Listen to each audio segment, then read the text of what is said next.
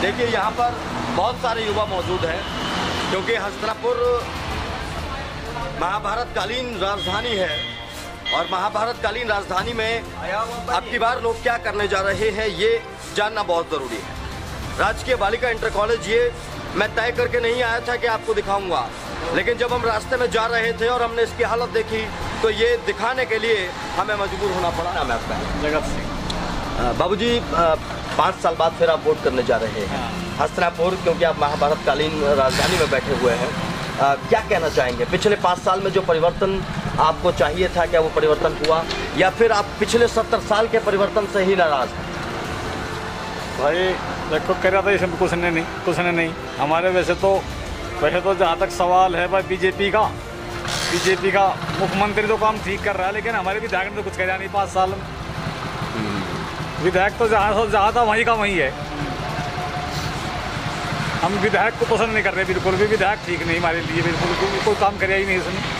मतलब यही है कि आपकी बार विधायक का जो खामियाजा है, जो विधायक ने काम नहीं किया, उसका खामियाजा मुख्यमंत्री को भुगतना पड़ेगा। मुख्यमंत्री को भुगता और कौन भुगता भाई? मुख्यमंत्री का ही तो है चेला भैया, तो मुख्यमंत्री का ही तो बनाया भैया, मुख्यमंत्री का भेजा है यहाँ से। जब यही कम हमारा जो वो है प्रतिनिधि वो काम नहीं करेगा तो फिर हम उसे वोट क्यों देंगे? ठीक है, क्या शिकायत है बाबूजी? क्या शिकायत है विधायक से? विधायक से ये थोड़ी शिकायत है। हमारे खद्दर में उसने 5 साल हो लिए, रोज मुँह कहे मैं बांध बनवाऊंगा, आज तक एक तोड़ा मिट्टी नहीं पड़ी उस पर। अब बाढ़ आई, सारा जंगल बर्बाद हो गया। तो यही तो काम करने के विधायक, और क्या हो रहे हैं? अच्छा, अगर मैं ऐतिहासिक तौर पर बात करूं तो हस्तिनापुर के लिए अब तक तो बहुत कुछ हो जाना चाहिए था, वर्ल्ड क्लास सिटी बन जाना चाहिए था। कुछ भी नहीं करा सरकार ने, ये तो सरकार ने कुछ नहीं करा। सरकार का ध्यान नहीं, इधर कुछ भी हस्तिनापुर में कुछ भी नहीं है करने के लिए, कुछ भी नहीं किया आज तक सरकार ने। तो आप परिवर्तन करने जाएंगे अब की बार? आप जब वोट डालने जाएंगे आप परिवर्तन तो खुद ही हो जाएगा, अपने आप ही होगा परिवर्तन, जब कुछ उन्होंने कराया ही नहीं। जनता नाराज है, जनता नाराज है बिल्कुल। तो आपने बाबूजी को सुना। प्रैक्टिकली यही बात है कि भाई इस इलाके जहाँ का विधायक अगर मंत्री बना दिया गया है, और वो भी वो वाला मंत्री जो मंत्री किसानों का ध्यान रखेगा, खादर के इलाके की समस्याओं का समाधान करेगा, अगर तब भी समाधान नहीं होता तो जनता क्या करेगी? जनता लठ मारती है, जनता पहले वोट देती है और उसके बाद लठ भी मारती है। ये भी प्रैक्टिकल बात है। युवा मेरे साथ मौजूद है। क्या नाम है आपका? मेरा नाम अमन कुमार। अमन, आप बताइए क्या करने जा रहे हैं 5 साल बाद? क्या कुछ अच्छा हुआ आपके लिए पिछले 5 साल में जो आपके विधायक ने किया, या फिर अब नई उम्मीदों के साथ किसी और को चुनने जा रहे हैं? मेरा नाम अमन कुमार और मैं हस्तिनापुर वासी हूँ। बीजेपी सरकार अच्छी सरकार है, लेकिन क्या है मतलब बहुत काम किए बीजेपी सरकार ने, लेकिन क्या है यहाँ मतलब बोल रहे महंगाई मतलब इतनी बढ़ गई है सरकार में। जैसे कि मतलब गैस सिलेंडर में ले लो, मतलब कि बोल रहे थे कि सब्सिडी वापस आएगी, मतलब उस सब्सिडी मिला करेगी, तो वो मतलब सब्सिडी हमें नहीं मिल पा रही है। मतलब हमें सरकार से कोई आपत्ति नहीं है, कुछ नहीं है, सरकार अच्छी है, लेकिन क्या है महंगाई बहुत है। हम गरीब आदमी हैं, मतलब यहाँ खादर क्षेत्र के रहने वाले हैं। बाढ़ की मतलब बाढ़ आती रहती है, तो मतलब यहाँ महंगाई मतलब इस महंगाई का हम सामना नहीं कर पा रहे। और मुख्यमंत्री जी इस सरकार में ऐसा हुआ है कि हम तो बेरोज़गार हो गए हैं। बेरोज़गार इसलिए इलेक्शन हो रहे हैं, हम घर बैठे हैं, स्कूल बंद हैं, सब चीज़ चल रहे हैं, सब कार्य चल रहे हैं, पर हम घर बैठे हैं। 1 साल पूरा हो गया है, 1 साल में 2 महीने के लिए स्कूल खोल दिए हैं, 10 महीने घर बैठे बैठे हो गया है। कहाँ से आएगा? ठेके खुल रहे हैं, सब काम हो रहे हैं, उसमें कोई आपत्ति नहीं है। स्कूल में बंद है, मतलब काम नहीं लग पा रहा है, तो मजबूरी है, क्या करें? सरकार तो बदलनी पड़ेगी। युवा ने बताया कि भाई वो इतने समय से स्कूल बंद है, शराब के ठेके खोले जा रहे हैं। अब स्कूल बंद है तो जो अगर अध्यापक था वो बेचारा कहाँ जा रहा है? प्राइवेट अध्यापक के सामने तमाम समस्याएं हैं, बच्चों के सामने तमाम समस्याएं हैं। तो ये चीज़ें हैं जो हस्तिनापुर विधानसभा में इन युवाओं से और बुजुर्गों से हमने बात की है और हमें पता चला है। हाँ जी, आप भी हैं मेरे साथ। हाँ जी बाबू जी, क्या नाम है आपका? ध्यान सिंह। 5 साल में क्या हुआ आपके यहाँ पर, क्योंकि आपके विधायक तो मंत्री भी रहे? क्या हस्तिनापुर जो महाभारतकालीन राजधानी है बदलाव हुआ उसमें कुछ? इसकी तरफ से ना हो बदलाव, दिनेश खटीक की तरफ से कोई कार्य नहीं हुआ। कोई कार्य नहीं हुआ, तो नाराज़ हैं अपने विधायक से? हाँ नाराज, पार्टी नाराज चल रही है, सब नाराज़ हैं। हाँ बीजेपी वाले नाराज चल रहे हैं, न इसमें कुछ कराने तो सब जो बीजेपी के समर्थक थे सब नाराज़ चल रहे हैं। नाराज चल रहे हैं, तो सभी नहीं होते हैं, हाँ हाँ, कुछ नाराज हैं कुछ नहीं है, कुछ की तो अपनी पार्टी से मतलब हो, कुछ अपना निकल गया एक तरफ हो जाओ। अच्छा, अब 5 साल बाद जब आप लोग वोट डालने जाएंगे तो आप क्या सोच कर जाएंगे? अब की बार आपको करना क्या है? वोट क्यों डालने जाएंगे? विकास कहाँ चाहिए और क्या चाहिए? तो वोट तो डालनी है, अब विकास कोई करे ना करे वो उन्होंने हाथ बात है।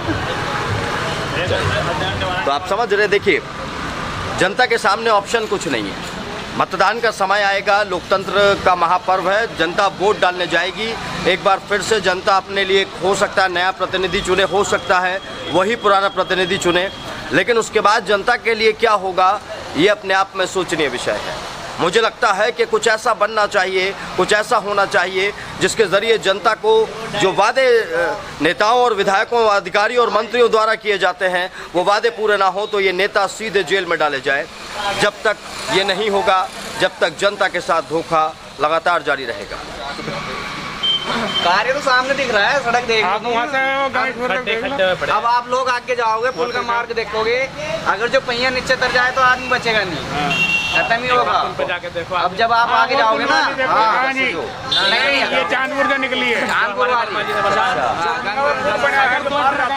नहीं सकता, पहिया नीचे जाएगा पलटेगा, देखना इतने खड्डे हैं। हाँ, अरे अभी तुम 15 साल हो गए बनते आज तक नहीं हुआ, आज जाने का रास्ता नहीं, आज तक भी 15 साल हो लिए मायावती ने उद्घाटन किया था इसका, आज तक इस साढ़े में कुछ भी नहीं किया किसी ने आज तक, वो आज तक चलने का रास्ता भी नहीं इस पर। चलिए देखते हैं चलकर, आइए। ठीक है जी, ठीक है जी। कूड़ेदान में ही डालें, कूड़ेदान का प्रयोग करें, स्वच्छ भारत मिशन ग्रामीण। और उधर अगल बगल में सब टूटा पड़ा है, ये देखिए पेड़ लगाए गए होंगे, इन पर भी पैसा खर्च किया गया होगा।